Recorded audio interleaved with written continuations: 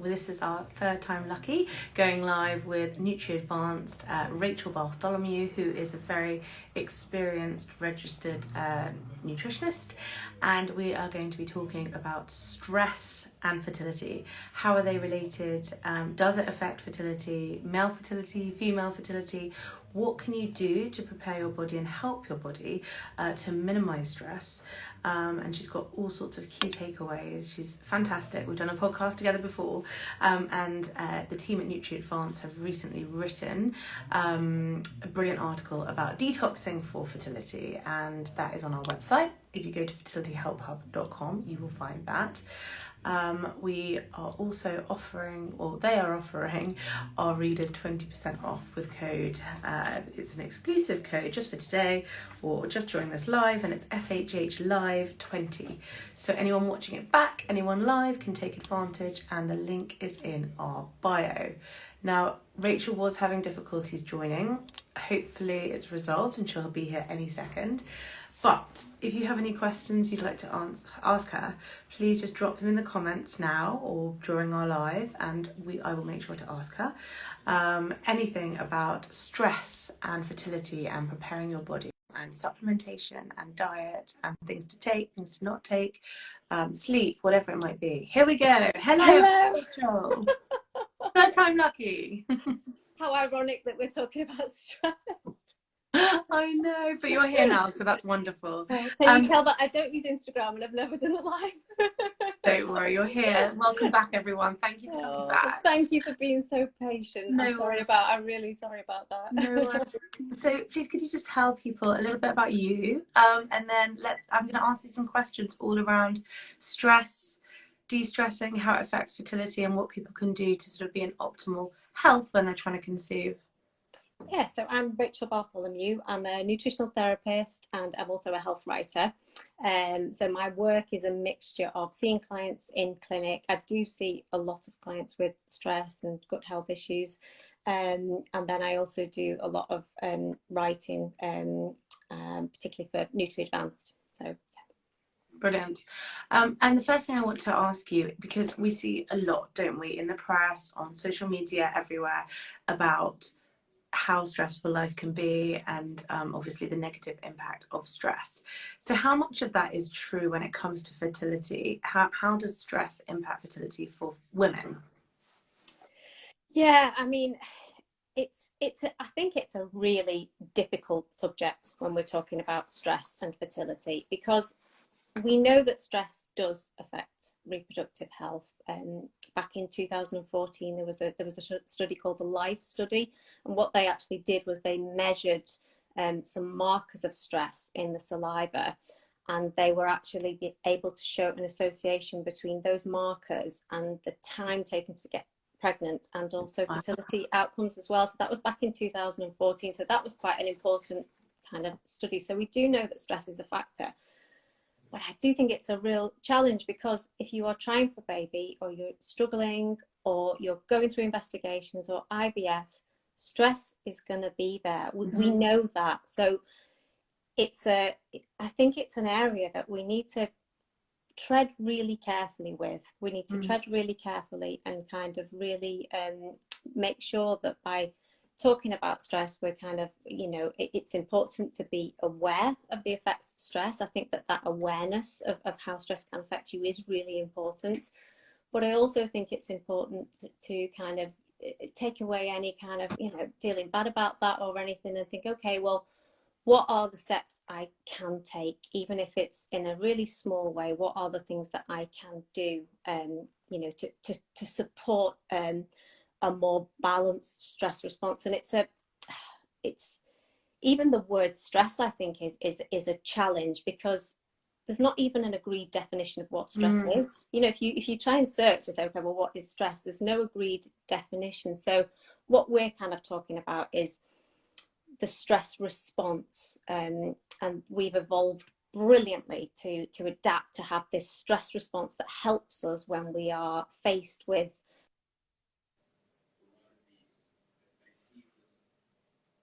Have we lost Rachel? Oh dear, I think my internet's got funny. Hey, can you see me? Can you hear There we go. Did I disappear then? Yes, just for a second. We're back. Am I back now? Yes. Yeah. So that stress response helps us brilliantly in acute stressful situations. So when your Instagram's not working, everything, you know, lots of changes happen in your body to enable you to fight or take flight. And that's what our stress response is there for. So all those changes, one of the hormones that's released is cortisol. And there's lots of different things happening to help us. But what we need then, once we've had that acute stress, is that we kind of, our bodies recognize, okay, the stress has gone, now it's time to calm everything down. And what we want then is to shift from fight or flight to rest and digest. We've kind of got these two sort of sides of our nervous system. And I think what's happening with modern day stressors are that they're not the same as they were thousands of years ago. We're not being chased by a tiger. It might be a similar kind of stress as that, but a lot of modern day stresses are the kind of the ongoing worries. And that's when stress can kind of start to work against us when it continues, and when we don't get that signal to sort of, for stress to calm down and to stop. And in terms of kind of how that can then affect your reproductive health. I mean, stress it's a very nutrient heavy process. So it's going to use up lots of those nutrients that we need for the reproductive processes. We're going to get increased production of things called free radicals, which can create damage in the body. We don't want loads and loads of free radicals. We do have systems in place to deal with those free radicals. We've got antioxidants that can deal with them, but we need those balanced. We need the free radicals and the antioxidants balanced. Stress can also affect hormone balance. We know that it can affect progesterone in women, which is, you know, really key. It can affect hormone balance in men as well. Can also impact our gut bacteria, and we now know that the gut bacteria are involved in just about every aspect of our health. So that's just kind of picking out a few sort of salient points as to how stress might be affecting us. But I think it's really important to kind of say, okay, well, we're aware of that, but what can we do about that? Because that's really where we'll start to bring that stress response down, by taking action. Definitely. And one of it's a catch-22 really, isn't it? Because it's like the thought of being stressed makes you stressed. The thought of worrying that stress is going to make things worse makes you stressed. Exactly. And people telling you to just relax is just not helpful. I think that would make you feel more stressed, wouldn't it? If someone said, well, just relax. It's like, well, it's not as easy as that. And actually that's definitely going to make you feel worse, not better. So in terms of diet, obviously that's your forte, and Nutri Advanced have an amazing range of supplementation to support diet and lifestyle. What would be your key suggestions for changes you can make to keep your stress in check? So from a dietary point of view, the key sort of area that I would recommend to kind of support stress, and what we're really thinking about when we're thinking about stress support, I kind of think of almost like, think of you as, you know, a boat in the sea. Stress is the waves that are coming along. We can't necessarily stop those waves coming along, but what we can do is we can put anchors in place on our boat to kind of keep the boat a bit steadier, and those are the things that will help to support. So when we sort of think about that stress response and what's happening and these hormones are being released, what we want is a more balanced stress response in the first place, and we also want that stress response subsides once we no longer need it. And one of those sorry, I really like that analogy. Do you know, I use it so much for myself. It was shared with me by a friend who's a psychotherapist. I said, I love that analogy of the anchors, because you can have as many anchors as you want in life, can't you? There's so many of them. We've got our diet. So from a dietary perspective, the biggest way you can support a balanced stress response is through supporting blood sugar balance. And kind of digging into that a little bit deeper, that the key players in that would be alcohol, caffeine, refined sugar, and sort of reducing those in your diet as much as possible. And I suppose the easiest way to think about that is that those almost become like micro stresses. Those Yeah. factors in your diet are almost like asking your body to produce a bit of a stress. I'm simplifying it, but kind of asking your body to produce a little bit of a stress response. So if we can calm the diet down and reduce those kind of factors in the diet, but the key players I'd say would be caffeine, alcohol, sugar, and artificial sweeteners. Those would be the ones I'd be looking to kind of reduce. And then thinking about this kind of idea that a stress response can increase production of things like free radicals, which we don't want loads of those. Then what we need to make sure also is that our diet's got lots of antioxidants, because then we've got those really lovely ingredients that can help to quench those free radicals so that they're not causing a problem. Yep. And really the biggest way to do that is just to make sure that your diet is really full of brightly coloured fruits and vegetables. That's where you're going to get your antioxidants. And I would say one biggie in the diet, and I recommend this to everybody, is broccoli sprouts. They are amazing from an antioxidant point of view. So that's really good. It's good to yeah. Before. And you can do adventurous things with them, can't you, to make them taste good and be a bit more adventurous with the food that you're cooking. Would you go organic? Yeah, for me, when I first started in practice, which was about 20 years ago, I used to say, go organic if you can. And it was kind of quite a sort of a gentle recommendation. Now it's a very strong recommendation from me. I think the research has caught up with what people kind of thought all along. And I also think we're living in an increasingly toxic world, and I think there's a lot of those that we can't control, but we can control what we eat. And as much as possible, it's impossible to get everything, but as much as possible, if you can make those swaps, then I think every single one of those swaps is massively worthwhile. In terms of Nutri Advanced supplements, obviously you work very closely with them, and you're using their account today. Out of their range, what would you say is important for people to consider supplementation wise to support fertility and to de-stress the body in the ways that we've just been discussing? So I'd say that there's kind of 4 key things that you might want to think about. And the first one would be, make sure that you've got plenty of those nutrients going in that might be also needed by a stress response. And the big players for me would be magnesium, vitamin C, zinc is a real biggie, and B vitamins as well. So in terms of those nutrients that your body is going to need to support stress, so let's think of those nutrients are like those anchors underneath your boat. So we've got those big nutrients. Vitamin C, I think, is a really important one. It's a really important antioxidant, and we know that it gets depleted in times of stress. And we also know that when vitamin C levels are low, you're more likely to get a heightened stress response. And vitamin C is an easy one to get more of in your diet, and it's also a really easy one to supplement as well.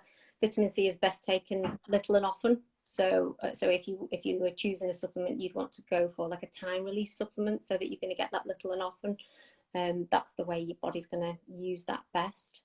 I've put up the Nutri Advanced website to our bio so people can have a look at the range. But out of the supplements that they offer, are there ones specifically geared to trying to conceive that people can take that combine these vitamins? So the multi-essentials pregnancy supplement, I think, is really good because it features those key players. The key players that are, there's lots of other nutrients that are important for reproductive health, but I've kind of picked out those as being ones that we need to support fertility, but also that are needed in the stress response as well. And that multi-essentials pregnancy multivitamin contains really good levels of those nutrients. And if we're thinking about kind of supporting those nutrients during that time, I think that's a really good foundation. Okay, I did mention before, but in case people have just joined or got cut off before, Nutri Advanced have offered our readers an exclusive discount code for 20% off their range. The code is FHH Live 20. So head to our link in bio to take advantage of that. What about things like protein powder and things like that? Yeah, I mean, you could add something like that into a smoothie. That certainly is going to help you. I'd say from a blood sugar balance point of view, and that kind of goes back to that sort of when we said like what would be the key dietary recommendation, I would say, to support the stress response would be blood sugar balance. Okay. And getting enough protein in your diet. What you kind of want to try and avoid is a diet that's too carb heavy and doesn't contain enough protein and fats. And from a blood sugar balance point of view, if you can get plenty of good quality protein and fat in your diet as well, what you find is that you don't get those kind of the blood sugar ups and downs, and an indication that you are getting those ups and downs would be like a craving, or that kind of intense hunger, or like an energy dip in the middle of the afternoon. Sometimes when people feel like and what tends to happen when in times like that, when you kind of get that energy dip or that craving, is that the foods that you would naturally reach for would be something sugary, or a cup of tea or coffee or something like that, and that will help to bring your blood sugar back up. But what's going to happen is that you stay on the roller coaster, so it kind of brings it back up, but then it'll bring it back down again. Whereas foods like the proteins and the fats will help to bring a bit more balance to your day from a dietary point of view. And if we're thinking about those caffeine, sugar, those kind of foods are almost like micro stresses, then that's quite an easy way to sort of weed out some of those little micro stresses from the day. Definitely. I'm just popping in the comments here, FHH Live 20. So if you want to get 20% off the Nutri range, then head to our link in bio. You can use that at checkout. Is there a particular protein that they have which you'd recommend people try? Nutri don't do a protein powder particularly, so I would say just look for a really good grass-fed whey protein. That's where I would go, an organic grass-fed whey protein from a if you want to add some protein powder into your diet. We'd get asked that a lot, actually. I think Do you? I think it's because specialists and doctors are working much more closely now with nutritionists, which is great to have that holistic approach. So people are really, getting very focused on diet whilst trying to conceive, which is fantastic, as I'm sure you'll know. What about herbs and botanicals that can help? What are your thoughts there? So we've kind of looked at the sort of the key nutrients that can help to support that stress response. So we've talked about the key nutrients, and then when we're thinking about herbs and botanicals, I would say they would be quite useful from the point of view of trying to calm down the stress response. So there's so many brilliant sort of calming botanicals and ingredients. Lemon balm is brilliant, and then there's a group of adaptogenic herbs. So there's ashwagandha, there's rhodiola, there's cordyceps, ginseng, and they're called adaptogenic, which means they sort of help to balance the adrenal stress response, and they can be really helpful as well at just helping to calm things down. There's two other really interesting ingredients actually, and Nutri do a supplement with these two in. One's called milk protein hydrolysate. Have you heard of them? Yeah. And is that the same as milk thistle? It's a bit different from that. They do a milk thistle as well, but the milk protein hydrolysate is a component that's been found it's a fraction of milk protein that's been found to be particularly calming, and you can actually take that as a supplement, but that's really interesting. There's quite a few nice studies around that. And then that combines well with an amino acid called L-theanine, which actually you find in tea. It comes from the tea plant, But I know there's kind of other aspects of tea that can sort of make you feel a bit wired, but the L-theanine part of it is actually very calming and relaxing, and those two work really well together. So I think, I mean, depending on what stage somebody's at, obviously it's difficult to give, you know, a general recommendation for everybody. But there's a really great range of different kind of supplements to support that stress response. And my best advice would be, if you're considering any of those, you can book in with Nutri Advanced with one of the nutritionists for a free 10-minute phone call. Amazing. Just to you go on the website, book in for a free 10-minute phone call.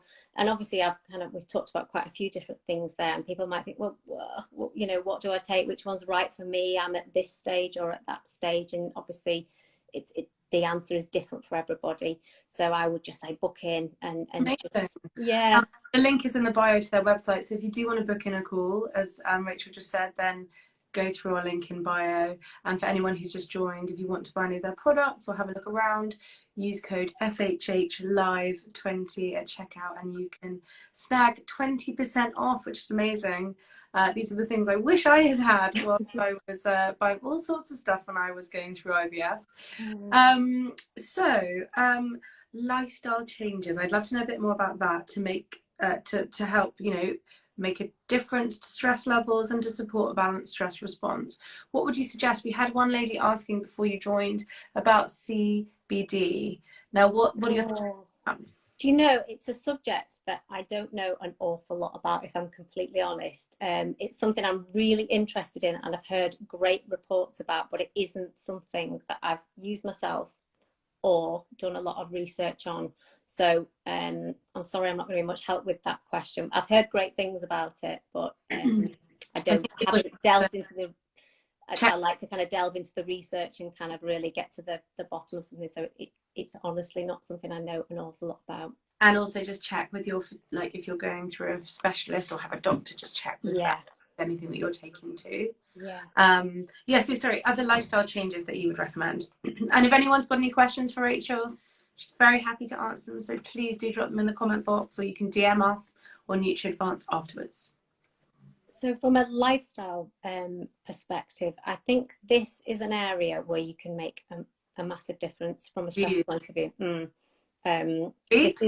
Pardon? Sleep is really key. Sleep is really, it's a similar thing, isn't it? If you know you're not sleeping well and you know that sleep would help, then that can become a stressor. We get stuck in this kind of vicious cycle. Big time.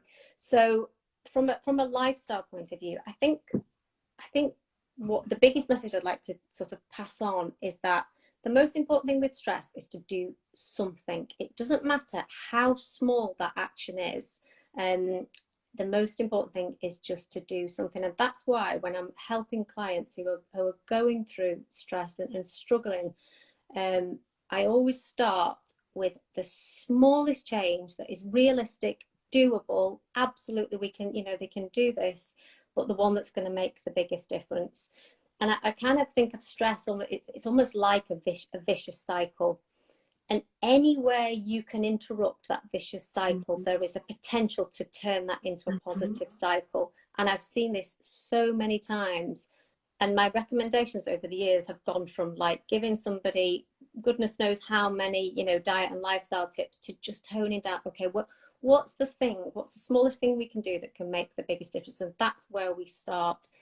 And what tends to happen then is that you do something, it sends this message to your brain that says, I can do something and I can cope. And that helps to lower the stress in itself.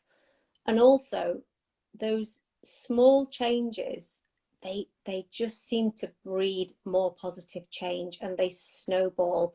And it's incredible the amount of times that I've seen that happen, with clients and in my own life. It's always like, if I'm wanting to start something new, start small. What's the smallest thing? And then you stack up from there. I find that so, because it's just a bit more achievable, isn't it? And it's also like cutting things out. If you're suddenly like dieting, cutting out alcohol, cutting out X, Y, and Z all at the same time, it's harder to maintain, because you just kind of feel like, what's left? Like, what Yeah. can I enjoy? Yeah, and it feels overwhelming, and then we do nothing. So there's something really powerful about taking action, and I think it really doesn't matter how small that action is, and that in itself just starts to create a positive spiral. So from a lifestyle point of view, start small, definitely start small, and what are the what are the things that you could possibly do? Getting outside in nature is so beneficial. There's even been studies done on sort of showing somebody a picture of like a busy, crowded city and then a lovely nature scene, and even that can help to lower the stress response. So then I think, wow, imagine what stepping outside of your door or going into some green space can do. So getting outside in nature might be sitting outside, just sitting outside, going for a walk, some gardening. Do you know one thing that I often do when I'm working? I just open the window in my office, and suddenly you can hear the birds singing outside, and just that, how small an action is that, just to open the window? But some kind of connection to nature, I think, is really helpful. And a reader said to me once, which I really loved, that with the stress of trying to conceive and the all-consuming worry and just like takes over your life feeling, starting a new hobby was quite interesting for them because it momentarily was like a bit of escapism. Oh wow. Yeah, I that's a brilliant recommendation. I love that, because then you always think of things that tick lots of boxes. It's a distraction, and you're doing something you enjoy, so you're going to get those lovely happy chemicals, and that again starts to kind of breed that positive cycle. So yeah, finding a new hobby and connecting with new people. Yeah, exactly. Yeah, there are so many things. I love that recommendation. And then, mindfulness, I do a mindfulness practice every day, only 10 minutes, but that's really, really helpful. It's not for everybody, but I've recommended it to a lot of people. I do it myself. I do think it's incredibly helpful. Exercise in general, I think, is a great stress relief. But with mindfulness, don't you think it's worth caveating that if you don't feel like you can practice mindfulness, that's okay too? Because sometimes you feel a bit forced that, okay, I need to sit down and be mindful, and then it stresses you out because you're thinking, I should be switching my brain off, but you're thinking about switching your brain off rather than doing it. Yeah, absolutely. I think it's become a bit of a, like, mindfulness and self-care have become a bit of kind of like buzzwords, haven't they? That everybody feels like they ought to be doing these things. And I think as soon as there's a ought to or a should, it's not the right thing for you, is it? It's the things that you want to do that kind of go, oh, like you said about the hobby, I'd love to do that. Yeah. Those are the things to follow. So that I think what you just said is so important, that they finding something that's a lifestyle change that helps you to feel calmer, more relaxed, and that you enjoy. The last thing we want is something else that feels like another job on your to-do list, because that's not helpful, I don't think. Absolutely. Rachel and the team at Nutri have written a brilliant article for us. If you go to fertilityhelphub.com and type in fertility detox in the search bar, you'll be able to read key tips on how to do a fertility detox. So detoxing might be another interesting one as well. Someone just asked all about exercise.